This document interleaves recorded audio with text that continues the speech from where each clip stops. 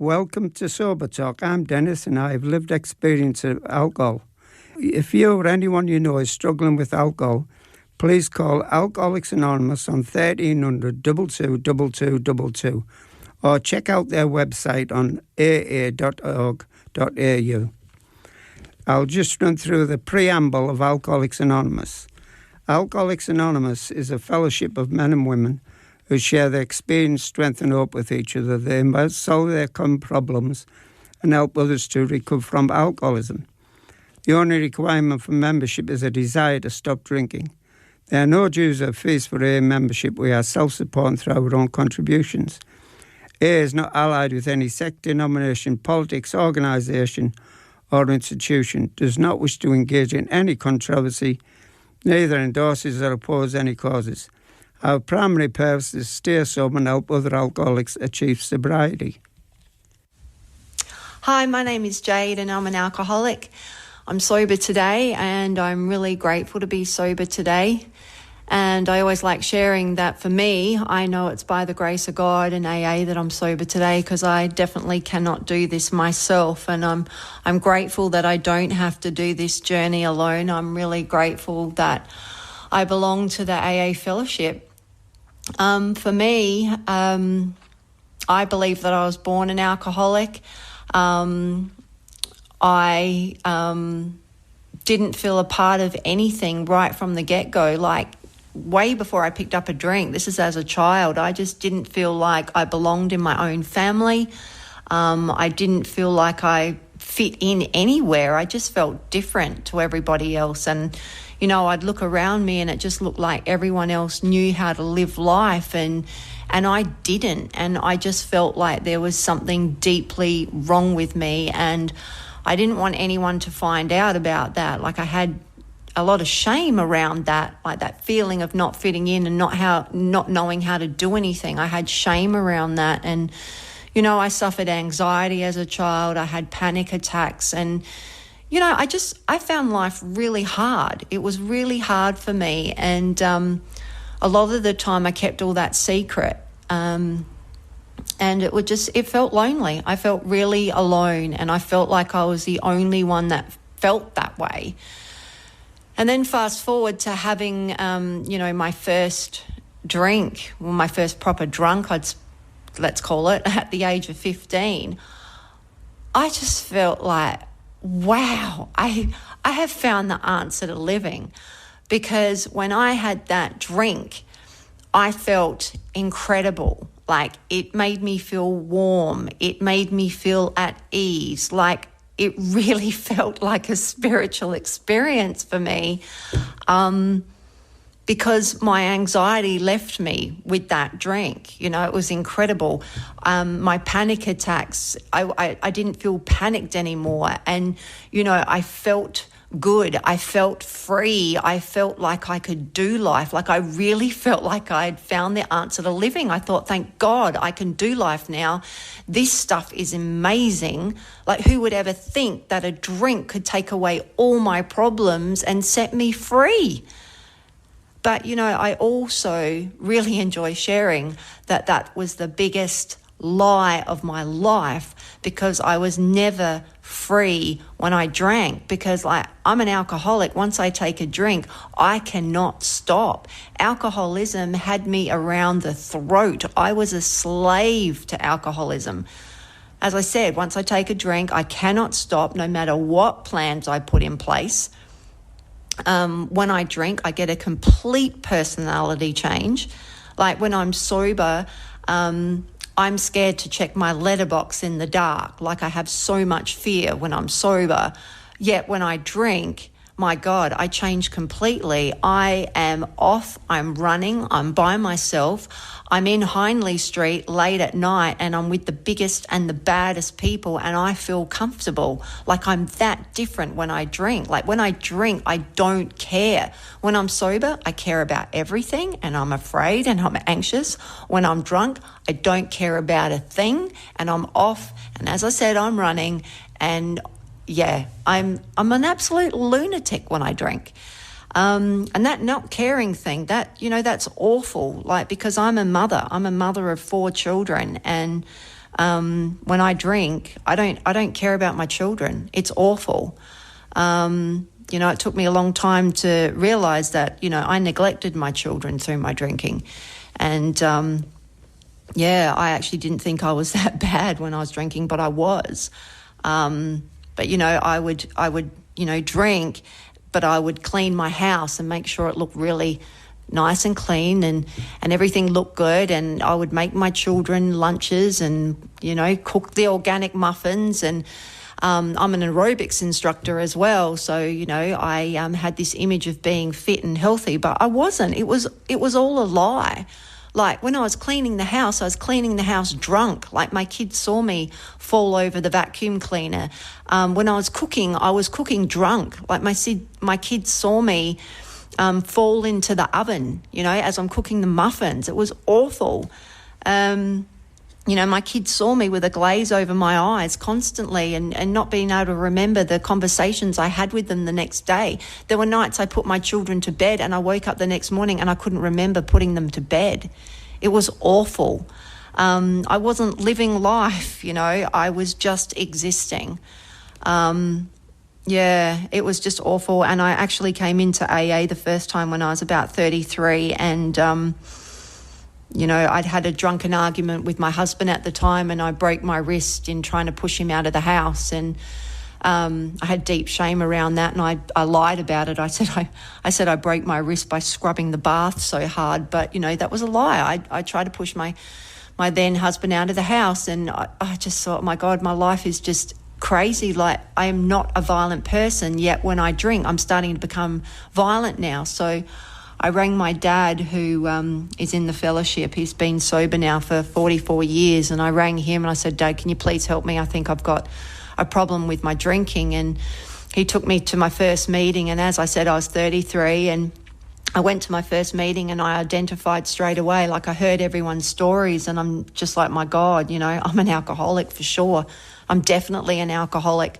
But at 33, I couldn't accept it. I thought, I can't not drink for the rest of my life. How am I going to do that? Like, how am I going to stay married sober? How am I going to do life sober? How am I going to talk to people sober? Because I suffer terrible social anxiety and I just couldn't think of how to do it. And I just looked at everyone in AA and I'm thinking, well, obviously your lives aren't as bad as mine. You obviously all don't need to drink, but I do. Like my life is really hard. And, I didn't ask for help. And that was my biggest problem. I tried to do it myself and I didn't want to go through the steps with anybody. I thought, I'm an intelligent woman. I'm just going to take the big book home by myself and I'm going to take myself through the steps and I don't need anyone to do it with me. And I'm just going to do it all by myself. So that was my plan. That's what I did. And I tell you what, I went insane. I went mental. Like, this is when I really knew that I was an alcoholic because I'd put the drink down. I was going to a few meetings, but I wasn't being honest. I was saying I was fine when I was not fine. As I said, I put alcohol down and then all my feelings came up, all the feelings that I'd suppressed through drinking and numbing myself came up and I could not deal with them. Like, I'm telling you, I wasn't hearing voices in my head. I was hearing screaming in my head. I wasn't drinking. I was trying not to drink. I was white knuckling it and I just felt like I wanted to rip my face off. I tell you, I was visualizing throwing myself through windows. Like I went mad because I wasn't being honest and I wasn't doing what's suggested. And I wasn't asking for help. I was trying to do it all my way. And what that taught me is when I try and stay sober my way, for me, I end up drinking again. And I did. That's what I did. I thought, you know what? I can't do this. What I'm going to do is I'm going to buy a carton of Strongbow and I'm going to make it last a month. And I just will really try hard to control my drinking. So that's what I set out to do. And, as us alcoholics know, Strongbow is not strong enough. And it wasn't long until I was drinking flat out again. Like, because I'm an alcoholic. I can't control my drinking. I can't drink safely. And once I take a drink, I cannot stop. And, you know, for me, I drank for another 7 years. You know, it took me 7 years to get back here. And I'm telling you, I can't even put into words those 7 years. It got so much worse. And I know that today, if I pick up a drink, my life always gets worse. And if I don't pick up a drink, my life always gets better. And, you know, being in AA for a while now, I have never, ever heard anyone say they went out drinking again and it got better. I've never heard it. Only I ever hear is that I went out drinking again and it got worse. That's all I've heard. And that's my story as well. It got so much worse. And, you know, for me, my marriage ended up failing. I had to leave the family home. You know, I didn't have a permanent job. I had to find somewhere to live, and it was hell. It was absolutely hell. And I continued drinking for I think another 5 months after my marriage failing. And I tell you what, that almost killed me. Like, I was out in Hindley Street and I'm, you know, going home with people I didn't know. And I share that because there was nothing glamorous about my drinking. I am not a woman who was taking a few sips of champagne and spilling a little bit on the carpet. My drinking was disgusting. I was drunk. I was sloppy. I was putting myself in really dangerous situations, and I nearly died. That's my drinking story. It was absolutely horrendous. I was dying from the inside out. And what happened was I woke up one morning. It was the 11th of the 11th, 2013. And I woke up and I didn't know where I was. Again, this wasn't the first time. I didn't know who I was next to. Again, this wasn't the first time. And it hit me, I am going to die if I pick up another drink. And it was that day. It wasn't like I have to not pick up a drink, you know, in a couple of weeks' time, or I'm going to try and control it. It was the truest truth I've ever felt in my life. It was it wasn't a voice, it was a feeling from God. And it was definitely, you pick up a drink today, Jade, you're going to die. Or don't pick up a drink, Jade, and you can live. And thank God I wanted to live just a little bit more than I wanted to die. And I don't know how I got back to AA. Well, I do actually. It was God that got me back to AA. I got back to a meeting by the grace of God. And my second time in AA was very different from my first time. My second time, there was no more, I'm going to do it my way.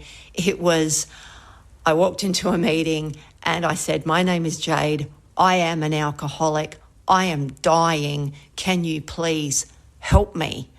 And I tell you what, that's when I truly became free, because then I said I was an alcoholic. I accepted who I am, and I asked for help. And that's my story. I have to have help to get through this. And I got the help in AA. You all welcomed me with open, loving arms. There was no conditions to your love. You just seriously wanted me to get sober. And I felt that. I felt that. And I needed that. I needed you to love me because I didn't love myself then, you know. And I just came to meetings. You just told me to come to meetings, and that's what I did. And I tell you what, in the beginning, I found that so hard. I did not feel the clinic of calm when I first came in. I didn't. I was petrified. I would shake in my seat. I would go beetroot red because I was so self-conscious and embarrassed and had tremendous shame. I thought you were all looking at me. I thought you were all in your groups. I thought that I was a loner. And it was hard. And I would sit there and I would sweat. Like my chair would be wet. And it was just really hard. I struggled in the beginning, but I just kept on coming back because I knew I had to if I was to live. Because I knew if I tried to do it by myself, I'd drink again and die. I knew that. So yeah, it was hard for me in the beginning, but thank God you kept on just saying, keep coming back, keep coming to meetings. Some of you offered me coffee and biscuits, and I just felt your kindness and care and love, and that's what kept me coming. I needed that. And then, eventually I, started to sober up a bit, and I started to hear the shares, and I started to identify and think, far out, I'm not the only one going through this. Like there's other people like me. Who knew? I thought I was the only one. And then I started to, very slowly start to feel that sense of belonging.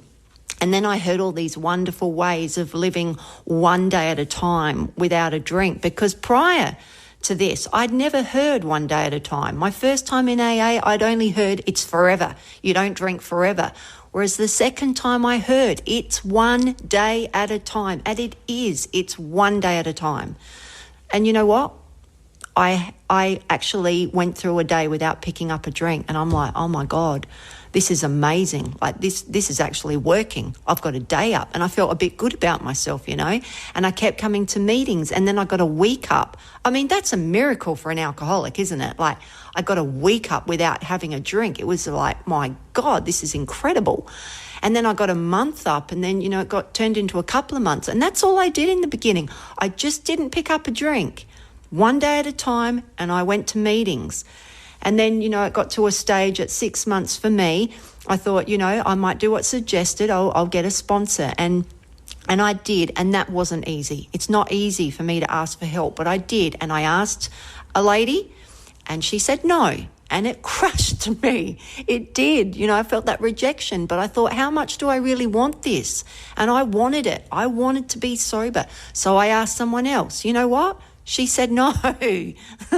So then again, I thought, how much do I really want this? I do. I want this. And, there's a saying in AA. AA is for people, not necessarily who need it. It's for people who want it. And I believe that. I wanted to be sober.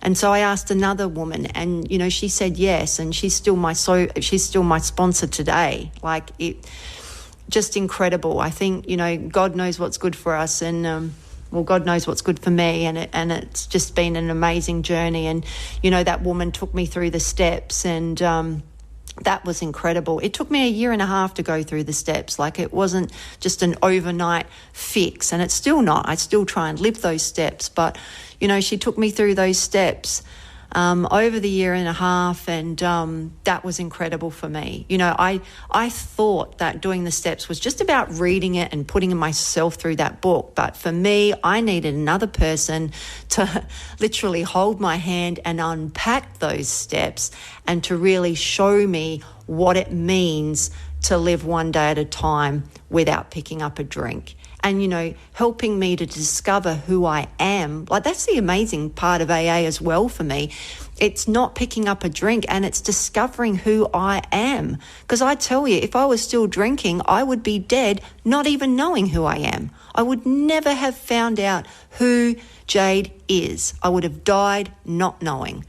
Whereas now, I have this amazing opportunity to learn who I am and learn just the beauty of living one day at a time sober. So I went through the steps with that amazing woman, and that's when I truly started to live, not just exist anymore, not rocking from one alcoholic crisis to the next, but actually living and, learning how to be a decent person, learning how to be a decent, respectable human being, learn how to be a better daughter, a better, partner, a better mother. Like, today I have an amazing relationship with my 4 adult children today. I'm a grandmother as well. My oldest son has children, and, my grandchildren have never seen me drink, and that is such a blessing. This fellowship is incredible. Like, I could not have dreamt this big for myself. And I'm not talking about materialistic stuff. I'm talking about spiritual stuff. And I must say too, when I talk about a God, I'm not talking about a religious God. I'm talking about a spiritual, loving, higher power that keeps me sober one day at a time. It's such a gift. It's such a gift. And to have, peaceful and harmonious relationships, to have a peaceful and harmonious mind and spirit is such a blessing. And I'm not saying I'm like that 100% of the time. Like, I love it in the book when it says we are not saints. I am not a saint and I'll never be one. And I love it when it says progress, not perfection. I am not perfect and I never will be perfect. But the progress, the learning, the journey, living life, it's such a gift. And to be present for it all, like I can have conversations with my children now and I remember them, and I can be there for them. My children don't have to worry about me anymore when they worried about me all the time. I can still remember their faces and the look in their eyes of, why are you drinking all the time? Why are you doing this? They don't look at me like that now. They've all told me how proud they are of me. And again, it didn't happen overnight. It took time. But I'm so grateful that I put those days in. I'm so grateful that, I go to meetings and just allow that time to happen, because miracles happen. If I just keep coming back to meetings and if I keep trying to live those 12 steps to the best of my ability, miracles happen all the time. The higher power, God, always looks after me. And I'm telling you, I've had experiences where God looks after me in unexpected ways. Like, it's just incredible. I'm a big believer. If I'm on the program and I am trying to the best of my ability to live those steps, I'm always looked after. It's just incredible. I was in so much danger and chaos and turmoil and torture when I drank. I never had that feeling of being looked after. But, being on the program and, truly looking after my sobriety and surrendering to a higher power, it's just an incredible experience. And, I really don't even know how it all works. It's something divine. But, yeah, for me, as long as I keep coming to AA, as long as I do not pick up a drink no matter what, as long as I keep practicing those steps in my life to the best of my ability, there is always hope. Life always gets better. And it's just it's just the best thing ever. So, I hope this share has made some sense to somebody. I didn't want to write anything down. I just sort of wanted to have a share that was authentic and real with what I'm feeling today. And I just want to send a lot of love and light out there to everyone. And I just truly hope that everyone listening finds peace and love in their life and finds sobriety in their life, because it really is the biggest, bestest gift ever. I love you all. Thank you. We have local meetings for the full week in the local area. Monday is Gala meeting at 8 o'clock. Tuesday is Elizabeth East at 8 o'clock. Wednesday is Elizabeth East at 8 o'clock. Thursday is Two Wells at 8 o'clock. And Friday is Salisbury at 8 o'clock. There's a meeting at Deveron Park at 12 o'clock. And on Sunday there's a meeting in Salisbury at 7 o'clock. And many other meetings in the area. For details of your local meetings, please phone 1300 22 22 22. And once again, if anyone you know is struggling with alcohol issues, please call Alcoholics Anonymous on 1300 22 22 22. The website is aaSouthAustralia.org.au.